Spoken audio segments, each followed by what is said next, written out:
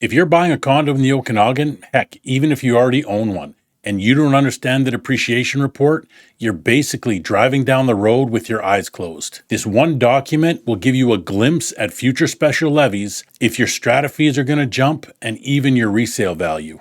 In this video, I'm going to break down in plain English what a depreciation report is and why it matters so much when you're buying a condo. I'm Mark with CelownaCondos.ca, and I've been helping people buy condos for over 20 years. And honestly, most buyers skip right past the depreciation report, and that's a mistake. I'm going to cover what a depreciation report is, what it includes, and I'm also going to tell you about a recent rule change that fixed a huge problem that most buyers didn't even know existed. After reading hundreds of these reports, I can tell you what actually matters and what to look for.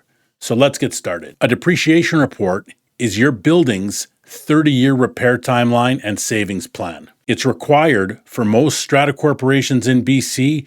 This is going to include condos, most townhomes, and some bareland stratas. It covers the common property and the common assets, things like the roof, the parkade, elevators, and the amenities. So this report is going to have two parts.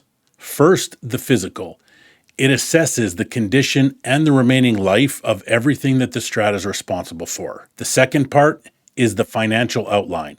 It looks at the strata's current financial position, and then it estimates how much money it's going to need to set aside for those repairs over time. Think of it like this. If you were buying a house, you would be crazy not to get a home inspection. The inspector is going to go through and check every part of the house. They're going to tell you when the furnace should be replaced, how much life the roof has left, any sign of moisture damage, and either whether the foundation has issues. A depreciation report does the same thing, but it's for your entire strata. And it goes one step further by creating a 30-year savings plan so you can actually pay for those repairs. The goal is simple: to avoid special assessments by planning ahead. So let me break down what you'll actually see inside one of these reports. First, there's going to be the inventory. This is a list of all the big ticket items that the strata is responsible for. You're going to find the roof, the windows, exterior maintenance, boilers, elevators, etc. Basically, anything that costs money to fix and that the strata is responsible for. Second, you're going to see the remaining life and the condition that they're currently in. Each item is going to get a detailed report outlining how many years are left before it's going to need to be replaced. For example, the roof, it might have 8 years left, or the windows might have 12 years left. Third, there's going to be a 30-year cost schedule. This is going to map out when those projects are expected and roughly what they're going to cost. You might see, roof replacement in 8 years for $500K. Windows are going to be due in 12 years for $700,000. Parkade, maybe 15 years, $300,000. Fourth is going to be the funding models. The report will outline at least 3 cash flow funding models for the contingency reserve fund over the next 30 years. These are going to tell you how much should currently be in the reserve fund and how much should be added each year to cover for future costs.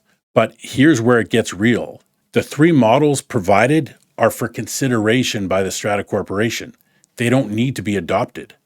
If the roof needs replacing in 8 years for $500K, but the savings plan is way behind, that's a red flag. It means that the strata will either need to raise fees significantly, or they're going to hit you with a special assessment. And trust me, nobody wants to pay $20,000 for a special assessment. So let's talk about the rules in BC because they've recently changed. First, who must have a report? Starting in 2026, BC strata corporations with 5 or more strata lots must obtain a depreciation report.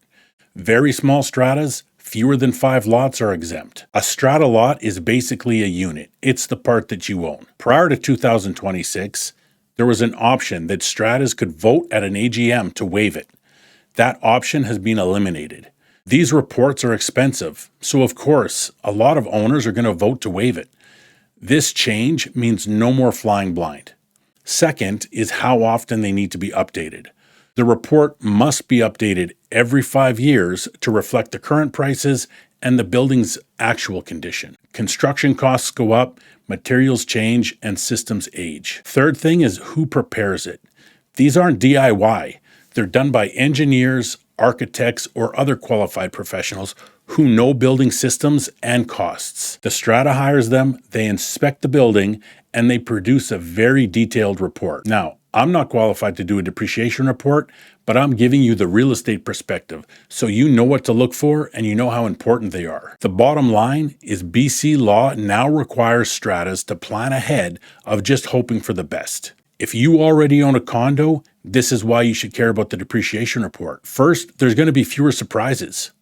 A good depreciation report and a well-funded plan help you avoid the "we need $20,000 from every owner in June" meetings. I've seen owners forced to sell because they couldn't afford the levy.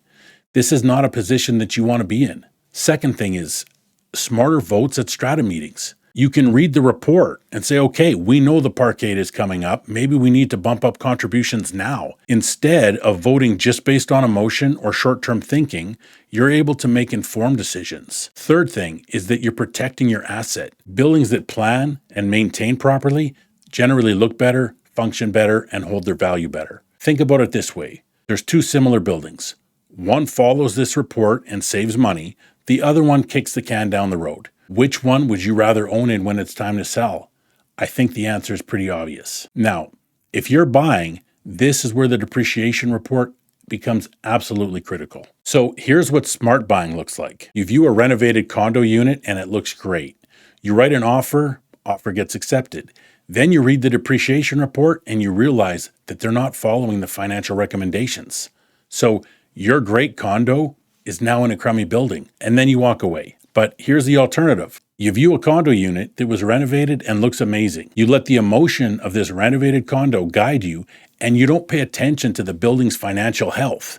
And then you buy it, only later to find out that this building is a money pit. Here is the most important thing that you need to do. Before you remove subjects, you absolutely need to read the latest depreciation report, the financials, the Form B, the recent strata meeting minutes, and the insurance statement. These documents are going to connect the dots for you. The depreciation report is going to show you what's coming. The Form B, it shows you what's in the reserve fund. The minutes and the budget are going to show whether the strata is actually following the plan. The insurance statement is going to give you a peek into the building's past claims. The second most important thing to do is hire a realtor that specializes in condos. No, I'm just kidding. Well, kind of. But let me give you some red and green flags. Red flags, big items are coming soon, underfunded contingency reserve, no clear plan, deferred maintenance showing up in the minutes. Green flags, realistic schedule, regular repairs are getting done, funding models are being followed. Reserve fund balance is matching the plan. You're not just buying the unit, you're buying into this building's future repair bills. If you skip the depreciation report, you're basically saying that you're okay with rolling the dice on the future special levies. And honestly, that's not a gamble I would take with $500,000. Banks and insurers also care about the building. They care about the condition and they care about the planning. A well-maintained, well-planned strata is easier to finance and insure than a neglected one. So even if you personally love this unit, weak planning could still affect your mortgage options and premiums. I've seen deals fall apart because the lender looked at the depreciation report and the reserve fund and said no thanks. Or insurance premiums double because the building has too many claims. So let me ask you a question. Would you buy a stock in a company that you know is being run poorly? Yeah, the obvious answer is no way. Let me give you a simple framework for using this document. For buyers, you want to do three things. The first thing is read the report, along with the Form B in the minutes. The second thing is review the cash flow funding models and determine whether they've adopted one. Then you want to look at the upcoming 5 to 10 years and compare the reserve fund balance to the planned work. The third thing is ask your realtor questions. Is this typical? Should I expect levies? What does this mean for resale? If your realtor doesn't know, you might just have the wrong realtor. If you're an owner, I would do this. Read the executive summary. You probably don't need to read all 100 pages. You want to look at the next 5 years of planned work. And then you want to watch what the Strata Council actually does each year compared to the plan. If they're consistently ignoring the recommendations, that's a problem. If this helped you understand Strata reports, hit the like button so more condo buyers can watch it.